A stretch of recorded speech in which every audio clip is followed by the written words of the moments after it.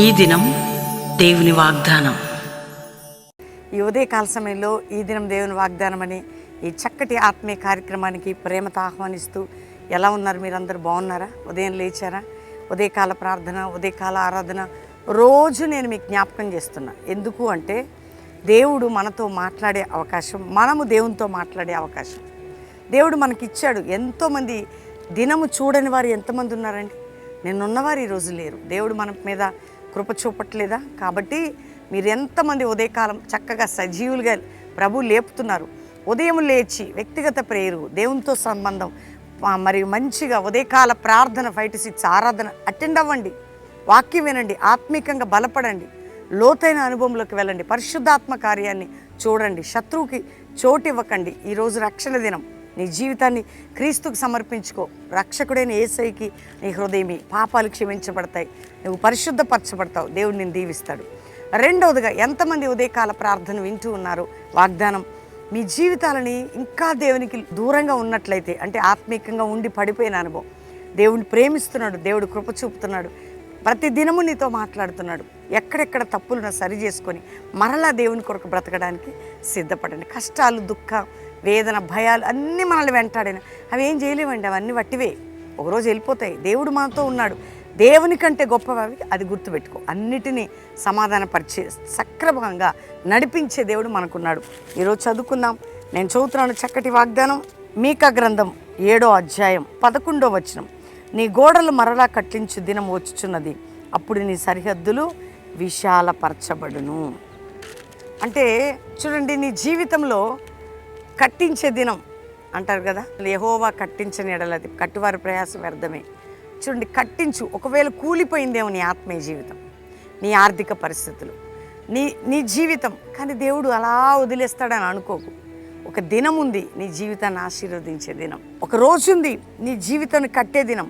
ఒక రోజుంది నీ సేవని నిలబెట్టే దినం. ఒక రోజుంది నీ కుటుంబాన్ని, నీ ఆత్మీయ స్థితిగతులని, నీ ఆర్థిక విషయాలని తలదించుకున్న చోట తల ఎత్తే దినం. ఎందుకు భయపడతావు? ఆయన కడతాడు, విశాలపరుస్తాడు. ఏం బాధపడొద్దు. ఒక రోజుంది, నువ్వు అనుకో, నాకు ఒక రోజుంది, అపవాది నన్ను దేవుడు నిలబెడతాడు అనుకో. ఎందుకు అనుకోవద్దు? నువ్వు దేవుడే అంటున్నాడు కదా, కట్టించి దినం మరలా వస్తుంది. నీ గోడలు విశాలపరచబడిన ఇశ్రాయేలు ప్రజలకి ఆ దినాల్లో చెప్పినట్టు ఈరోజు నీతో నాతో చెప్తున్నాడు ఆయన. నీ జీవితాన్ని కట్టే దినం, నీ కుటుంబాన్ని కట్టే దినం, నీ లైఫ్ చేంజింగ్ దినం, నీ మచ్చ, అవమానం, నింద, గాయాలు అన్నీ కూడా కొట్టివేసే దినం, నీ దుఃఖానికి ఆనందాన్ని ఇచ్చే దినం. ఒక స్పెషల్ డే నీకుంది, ఆ దేవుడు ఇస్తున్నాడు.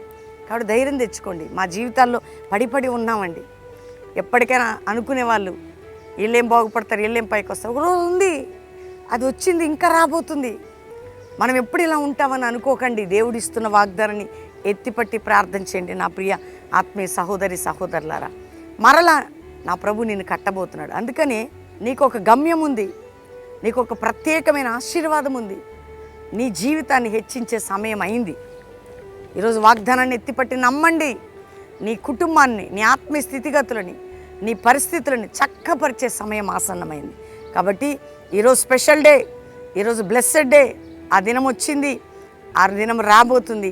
నీ కుటుంబాన్ని ఆశీర్వదించబోతున్నాడు. అర్థమైందా? నీ కుటుంబాన్ని, నీ ఆత్మీయ బిడ్డలని, నీ సంఘాన్ని, ఒకవేళ దైవజనులు ఎవరి వాగ్దానం రిసీవ్ చేసుకుంటున్నా, నీకు ఒక ఆశీర్వాదకరమైన దినమును నియమించి ఉన్నాను. ఆమేన్. ఈరోజు వాగ్దానం ఏంటంటే, ఒక ఆశీర్వదించబడే దినము నీ ముందుంది. ఈరోజు వాగ్దానం అది. నీవు ఆశీర్వదించబడే దినము, గడియ, సమయము రాబోతుంది. నేను నిన్ను ఆశీర్వదించే సమయము, దినము రాబోతుంది. కాబట్టి ఈరోజు వాగ్దానం, దేవుణ్ణి విశ్వసించు, దేవుని తట్టు చూడు, కృతజ్ఞతలు చెల్లించు, దేవునికి థ్యాంక్స్ చెప్పండి. ఆల్రెడీ బెల్లంపల్లిలో మీటింగ్స్ అయితే, ఈరోజు శనివారం ప్రొద్దున మీటింగ్, సాయంత్రం స్పెషల్ మీటింగ్, ఆదివారం బ్యాప్టిజాలు, ప్రభు సంస్కారారాధన. పాలు పొందేవారు పాలు పొందండి. వాగ్దానాన్ని ఎత్తిపట్టి ప్రార్థించండి, దేవుని దీవెనలు పొందండి. అందరం కలిసి థ్యాంక్స్ చెప్పి దేవునికి ప్రార్థన చేసుకుందాం. తండ్రి, ఎంతమంది బిడ్డలు ఈ వాగ్దానం రిసీవ్ చేసుకున్నారో, రక్షణ లేని వారికి రక్షణ, పాపక్షమాపణ, రోగాలతో ఉన్న వారికి స్వస్థత, ఆపరేషన్ దాకా వెళ్ళి క్యాన్సిల్ అయిపోవాలి అయ్యా, మరణ పడకల నుంచి లేవనెత్తబడాలి. అప్పుల భారం, ఆర్థిక భారం, కోర్టు కేసులు, మానసిక ఒత్తిళ్లు, గర్భఫలం లేని స్థితి, ఉద్యోగాలు లేని వారు, ఆ బంధకములు ఊడిపోయి బిడ్డలకు సహాయం చేయండి. ఇతర దేశంలో మా ప్రియులందరూ రక్షించి వారి దేశంలో రక్షణ, క్షేమం, వారి కుటుంబాల్లో విడుదల దయచేయండి. ఇతర దేశానికి వెళ్ళడానికి వీసాల విషయంలో డోర్స్ ఓపెన్ చేయండి. అప్పుల్లో కుటుంబాలు కూరుకుపోయి ఉద్యోగాలు ఏమి నుండి విడిపించండి. విడిపోయిన కుటుంబాలు కట్టబడాలి. మా డబ్బు ఎవరు తీసుకుని నిద్ర పట్టొద్దు, డబ్బు తెచ్చిచ్చే వరకు భూ సంబంధమైన తగాదాల నుంచి విడిపించండి. కోర్టు కేసుల నుంచి విడిపించండి. యవ్వన బిడ్డలు వారి భవిష్యత్తు, ఎగ్జామ్స్, స్టడీస్ రాబోతున్న కాలంలో మేలుకరంగా చేయండి. సంఘాలు, సేవకులు, అపోస్తుల సేవ, జాషువా జనరేషన్ సంఘాల్లో సమాధానం మీరు దయచేయండి అయ్యా. భారతదేశం నీ క్షేమమనే దుప్పటితో కప్పి సరైన మార్గంలో నడిపించి దీవించండి. అన్ని కోణాల్లో ఆశీర్వదించి మ్యారేజ్ డే బిడ్డలను బ్లెస్ చేస్తూ ఆ కుటుంబం మీద శుభములు దీవెనలు ప్రకటిస్తూ గొప్పవారు కావాలి. బర్త్డే బిడ్డలను దీవిస్తూ ఆ కుటుంబాలు గొప్పవి కావాలి.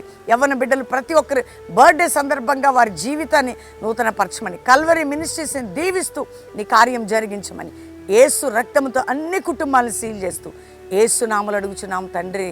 Amen, amen, amen. ఈ వాగ్దానం అందరూ కూడా లైక్ చేయండి, షేర్ చేయండి, మంచి కామెంట్స్ పెట్టండి, దేవుని మహిమపరచండి. బెల్లంపల్లి ఆల్రెడీ సభలు అవుతున్నాయి.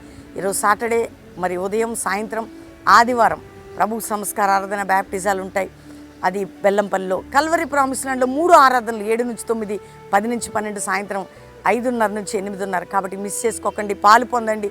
దేవుడు మీ అందరినీ దీవించి ఆశీర్వదించును గాక. Praise the lord.